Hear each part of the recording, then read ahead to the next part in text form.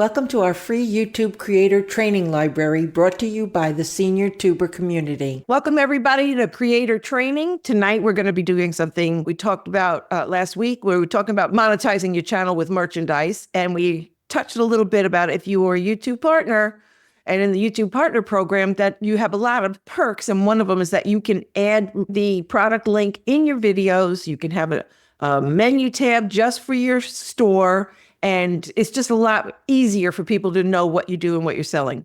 But you don't have to wait for that to happen in order for you to be able to benefit from having products and merchandise in your YouTube channel. And so you might say, well, I don't even have any subscribers, Fran. Well, I get that. But if you only had 20 loyal viewers or 100 loyal subscribers, you could be selling your products because people love to have things that come from the people they love to watch. So the first thing I want to say is that to be a YouTube partner, you had to have 1,000 subscribers and 4,000 watch time hours. Well, you don't need any of that to start selling your own merchandise.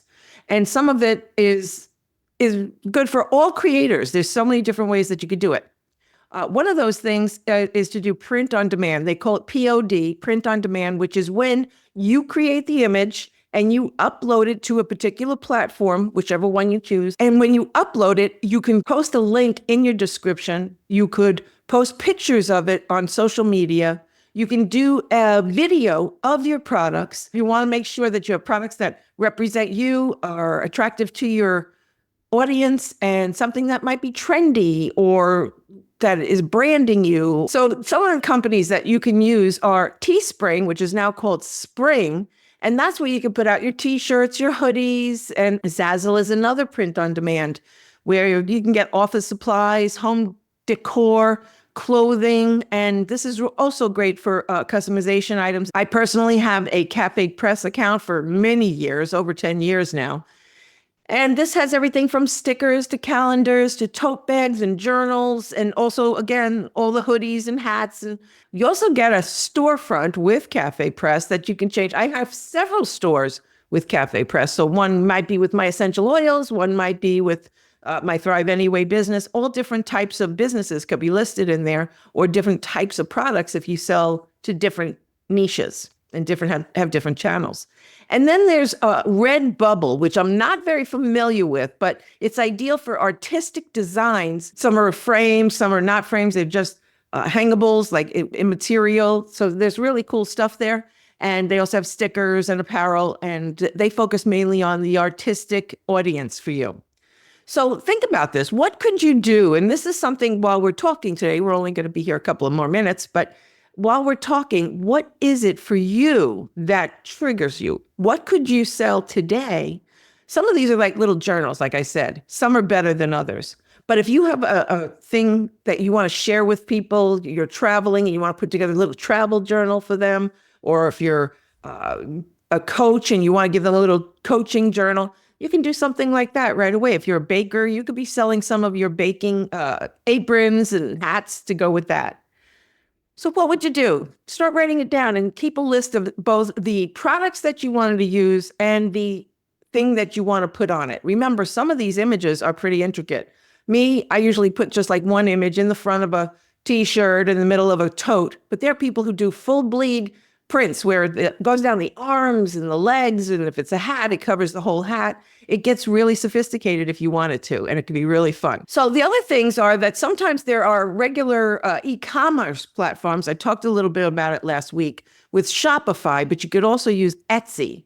And that's where you can have either your own products on there, like let's say you buy t-shirts in quantity, or you create some hats, you're making them yourself, so you can go on these and sell them there. I absolutely love Shopify. I'm a Shopify partner, but guess what? I'm in this business. And so Shopify, if I go and I create all these products in there, which I can get lost in it, it's so much fun, then you're in another business. And if that's not something you want to do, then you want to make sure that you go to something where, like the Cafe Press, you don't touch a thing. You put your images up there, they handle the sales, any returns, the customer service. It's nothing you have to touch. You just get a check.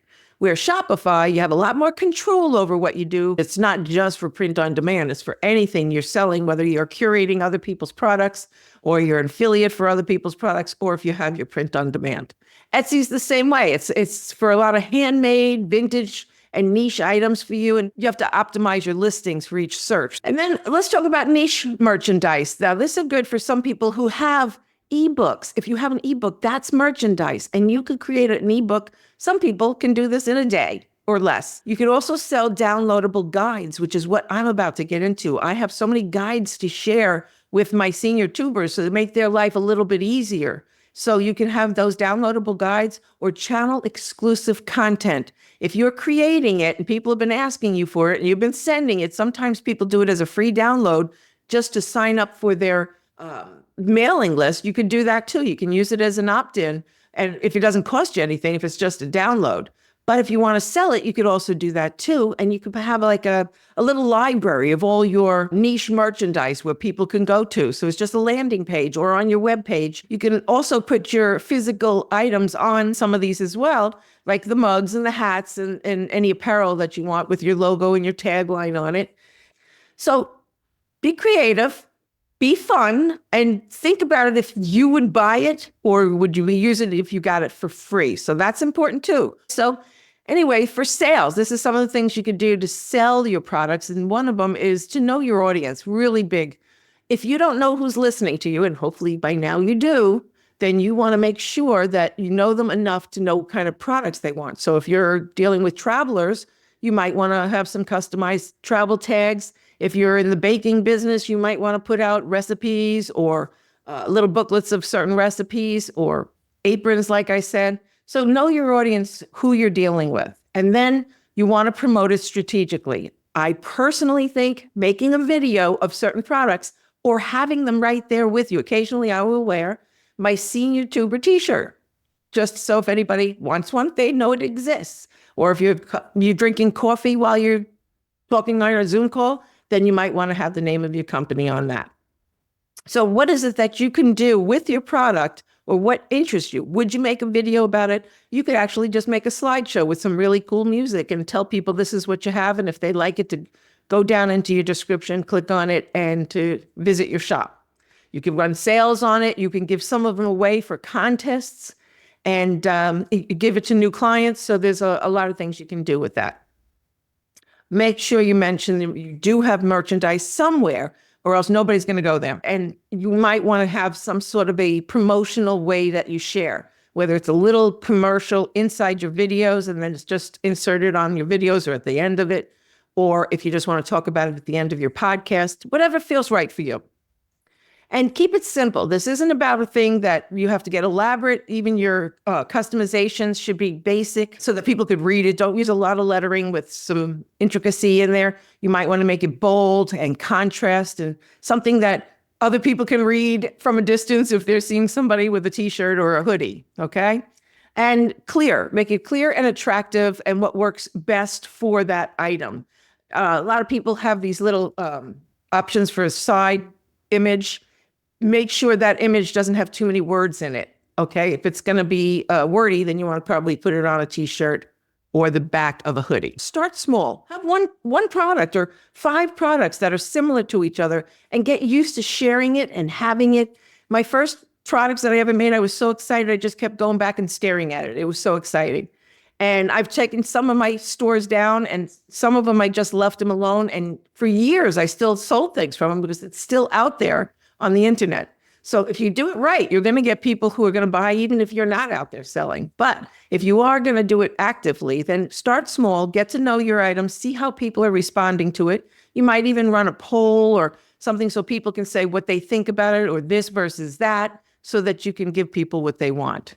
And also remember, this isn't just about making money, although it's kind of nice if you do. This is about building a brand. And if you think about it, look at how many brands that you follow, whether it's on YouTube or anywhere in the world that are brand related, Coca-Cola or some football team or something out there that you might be wearing some of their products. So your homework this week is to maybe take some actionable steps, decide on a product, choose a platform or research platforms, whichever one you want, and create and upload your designs. So most of them will encourage you to do 3 to 5 designs when you first start up, because when you put up the design, you have some work to do. You have to make sure everything is sized for that product. You have to make sure all the wording is exactly the way you want it. And then you could go ahead and publicize it. So I wish you a wonderful time putting up your print on demand or whatever merchandise that you are planning on doing, because it's not only lucrative, it's brand building, but it's a lot of fun. And it like immortalizes you out there. You're out there with your stuff. You represent these items. And if you want to share anything about what you're doing, any of your links to any of your stores or any of your print on demand platforms, then put it in the comment section, because I'd love to see them as well, and so will other people. So I'm Fran Asaro, and this has been our creator training about merchandising. Thank you again. Bye-bye. Thank you for watching our free YouTube Creator Training Library, brought to you by the Senior Tuber community.